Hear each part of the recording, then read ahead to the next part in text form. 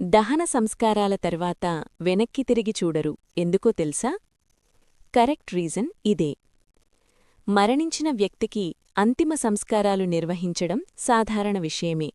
అయితే అంతిమ సంస్కారాలకు హిందూ మతంలో 16 ఆచారాలున్నాయి.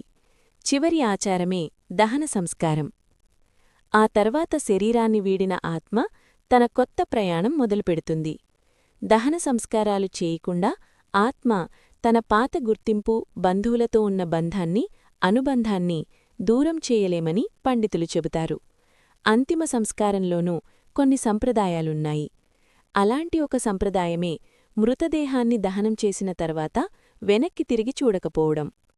దహన సంస్కారాల తర్వాత ఆ స్థలం నుంచి బయటికి వెళ్ళిపోతూ ఎవరూ కూడా వెనక్కి తిరిగి చూడరు. దీని వెనుక ఓ కారణం కూడా ఉంది.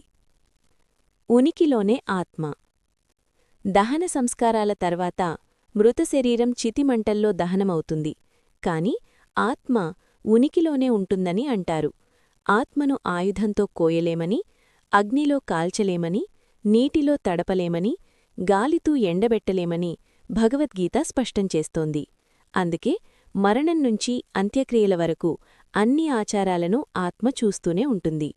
దహనం తర్వాత వెనక్కి తిరిగి చూడరు ఎందుకంటే గరుడ పురాణం ప్రకారం మరణం తర్వాత కూడా ఆత్మ తన కుటుంబంతో అనుబంధంగా ఉంటుంది.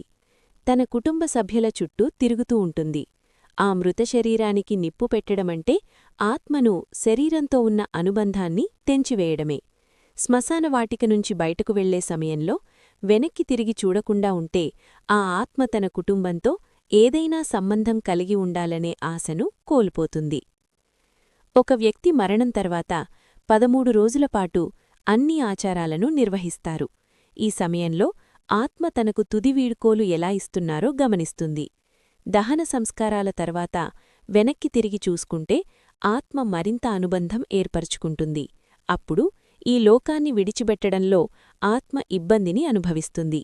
అందుకే ఎవరూ వెనక్కి చూడవద్దని చెబుతుంటారు.